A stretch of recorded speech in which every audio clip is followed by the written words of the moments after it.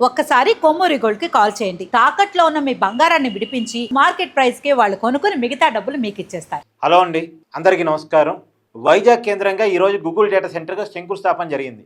కేంద్ర మంత్రి అశ్విని వైష్ణవ్ గారు, ముఖ్యమంత్రి చంద్రబాబు నాయుడు గారు, మంత్రి నారా లోకేష్ గారు వీళ్ళందరి సమక్షంలో ఇవాళ శంకుస్థాపన కార్యక్రమం జరిగింది. 2028 కల్లా పనులు పూర్తి చేసి డేటా సెంటర్ రూపాంతరం చేయాలి అనేటువంటి ప్లాన్ తోటి ఒక 3 చోట్ల డేటా సెంటర్స్ 3 ఏరియాల్లో, ఒకటేమో రాంబల్లి, అడవివరం, తరుణవాడ, ఈ 3 చోట్ల మొత్తం 600కు పైగా ఎకరాల్లో డేటా సెంటర్స్ గూగుల్ వాళ్ళు ఏర్పాటు చేయబోతున్నారు.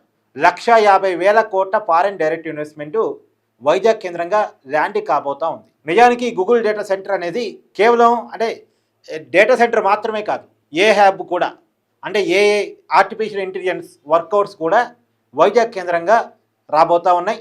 ఇది మాత్రమే కాకుండా వైజాగ్ నుంచి ఇతర దేశాలకు సబ్సీ కేబుల్స్ ద్వారా, సముద్రపు అంతర్భాగం నుంచి సబ్సీ కేబుల్స్ ద్వారా ఇతర దేశాలతో కనెక్టివిటీ రాబోతూ ఉంది. గూగుల్ డేటా సెంటర్ ఒక ఎకనామిక్ కారిడార్గా కూడా ఉపయోగపడబోతూ ఉంది. ఈ గూగుల్ డేటా సెంటర్ని చూపించి ఇతర డేటా సెంటర్ని, ఇతర ఏఐ హబ్ని, ఇతర ఏఐ పెట్టుబడుల్ని, ఆర్టిఫిషియల్ ఇంటెలిజెన్స్ పెట్టుబడుల్ని వైజాగ్ కేంద్రంగా ఆకర్షించడానికి ఇది ఖచ్చితంగా పనికొచ్చే అంశం.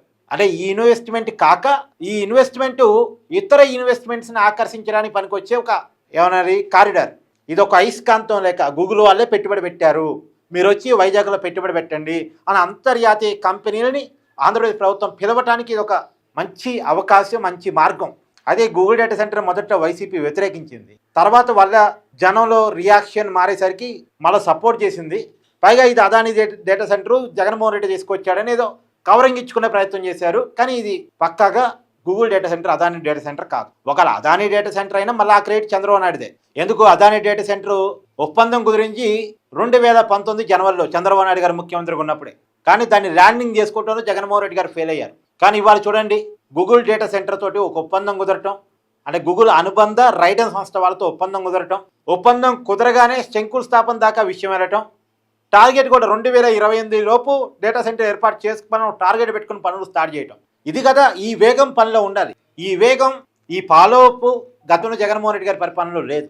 అయితే ఈ గూగుల్ డేటా సెంటర్ శంకుస్థాపన సందర్భంగా ఇక్కడ కూడా వైసీపీ ఒక రాజకీయం ఆడే ప్రయత్నం చేసింది. రైతులకి పరిహారం చెల్లించకుండా భూసేకరణ చేశారు అని చెప్పేసి ఈ గొడవ రైతుల నుంచి ఉండాలి, కానీ వైసీపీ నుంచి ఉంది. ఎందుకు? గూగుల్ డేటా సెంటర్ను వ్యతిరేకించాలని, గూగుల్ డేటా సెంటర్ను అడ్డుకోవాలని. ఇది వస్తే దీని ద్వారా ఇతర పెట్టుబడి కూడా వస్తే, దీనివల్ల ఉద్యోగాలు క్రియేట్ అయితే, దీనివల్ల ఇన్కమ్ జనరేట్ అయితే, దానివల్ల వైజాగ్ రూపురేఖన మారితే, వైజాగ్లో అభివృద్ధి కనపడితే అది చంద్రబాబు నాయుడికి ప్లస్ కదా. ఉత్తరాంధ్రలో వైసీపీకి చాలా పెద్ద మైనస్ కాబోతుంది కదా. ఇప్పటికే Bhogapuram airport, Google data centre, మన స్టీలు ప్లాంటు, ఇవన్నీ కళ్ళ ముందు పెట్టుబడులు కనపడుతున్నాయి కదా. ఈ కళ్ళ ముందు కనపడుతున్న పెట్టుబడులు అన్నీ కూడా ల్యాండింగ్ అయ్యి దాని రిజల్ట్ కనపడటం స్టార్ట్ అయిందంటే ఆ పెట్టుబడుల వరద, ఉద్యోగాల వరదలో నుంచి జగన్మోహన్ రెడ్డి గారి పార్టీ కొట్టుకొని పోయింది. ఇది భయం ఉంది వైసీపీకి. వాళ్ళ అధికారంలో ఉన్నప్పుడు చేయలేదు, ఇప్పుడు చేస్తున్న వాళ్ళ పట్ల ఇప్పుడు చేస్తే వాళ్ళకి పొలిటికల్గా లాభం, నాకు పొలిటికల్గా నష్టం అని లెక్కలేసుకొని అడ్డుకునే ప్రయత్నం. సరే, ఈ సందర్భంగా లోకేష్ గారు గూగుల్ కంపెనీని తీసుకురాగల మాకు గొడ్డలి పేరుతో రాజకీయం చేసే మీకు ఉన్న తేడా ఏంటి అనే దాన్ని మాట్లాడారు. గూగుల్ని తీసుకురాగల పార్టీ మాది, వ్యవస్థ మాది, గొడ్డలతో రాజకీయం చేసే నేచర్ మీది అంటూ లోకేష్ గారు సెటైర్లు విసిరారు. గూగుల్ వర్సెస్ గొడ్డలి.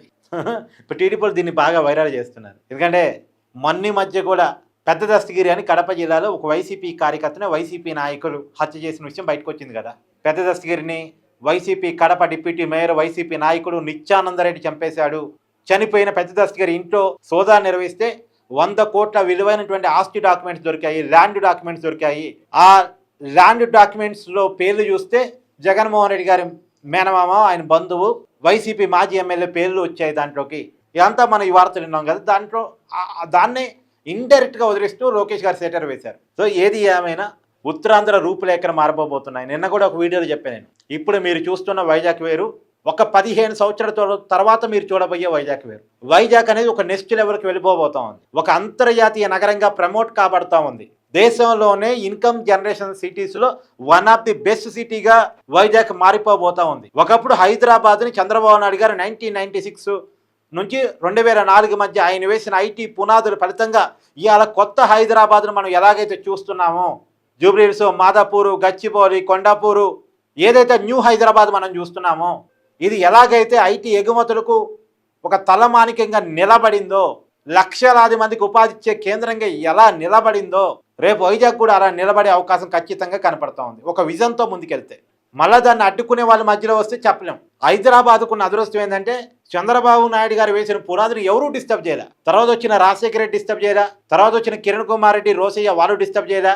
కేసీఆర్ డిస్టర్బ్ చేయకపోగా కేటీఆర్ దాన్ని ముందుకు తీసుకుపోయే ప్రయత్నం చేశాడు, ఎవరు డిస్టర్బ్ చేయలే. కానీ ఆంధ్రాలో డిస్టర్బ్ చేసే వాళ్ళు కనుక అధికారంలో రాకపోతే, సో వైజాగ్ అనేది one of the best future city in ఇండియాగా వన్ ఆఫ్ ది ఖచ్చితంగా మారిపోయే అవకాశం ఉంది. అదే సమయంలో అమరావతి కూడా ఆంధ్రప్రదేశ్ రాజధానిగా తనకంటూ ఒక మార్కు వేసుకునేటువంటి అవకాశం ఖచ్చితంగా.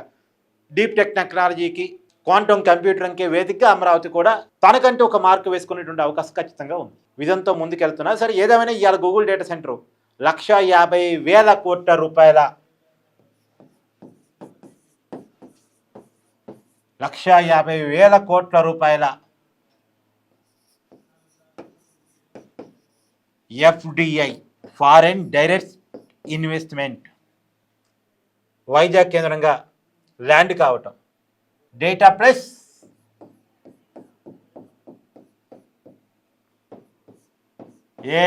ఏ హబ్